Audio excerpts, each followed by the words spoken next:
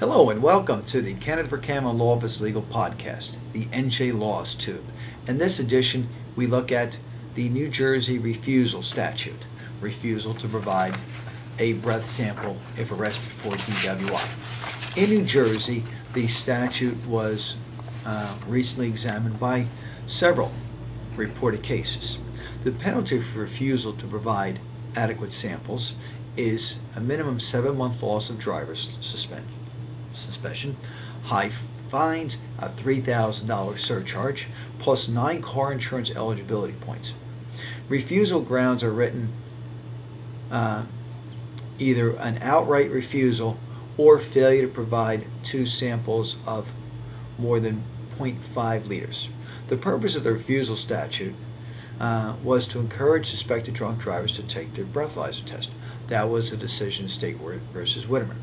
The refusal statute provides that a driver shall be deemed to have given his consent to the taking of samples of his breath for the purpose of making chemical tests to determine the content of alcohol in their blood, provided that the taking of samples are made in accordance with provisions of the Act and at the request of a police officer who has reasonable grounds to believe that such a person has been operating a motor vehicle in violation of the statute.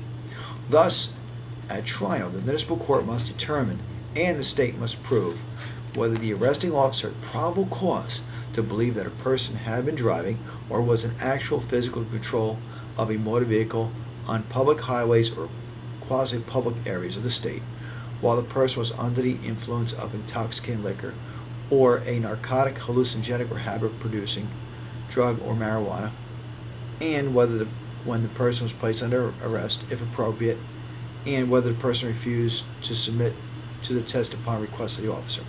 The state must prove these elements beyond a reasonable doubt.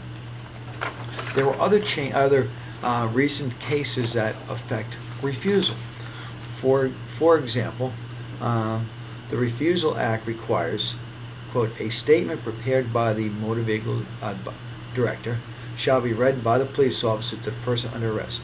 This statement by statute mandates the police officer shall inform the person tested under their rights. The police officers are required to read the most current statement word for word.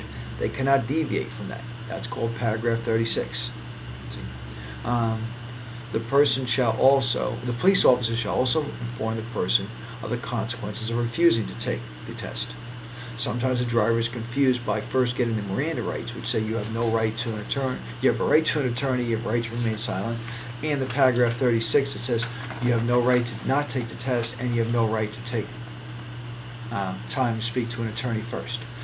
There was a reported case called State versus Levitt that analyzed that case.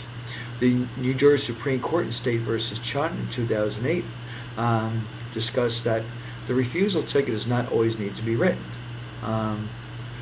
In footnote 14, the court wrote, even if the officer types in a code for refusal on the alcohol test, they are not required to issue a summons for refusal. Instead, the officer may opt to start the test again and give the arrestee 11 more attempts. Alternatively, the officer may decide to terminate testing without charging the test subject with refusal.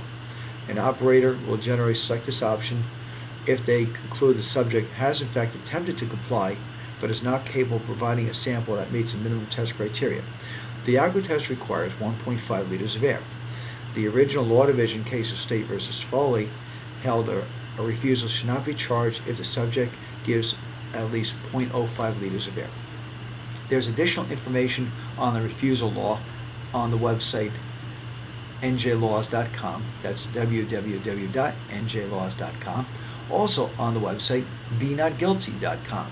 That's benotguilty.com. For additional information or representation, contact the Law Office of Kenneth Vercammen, 732-572-0500, located at 2053 Woodbridge Avenue, Edison, New Jersey. Thank you and good luck.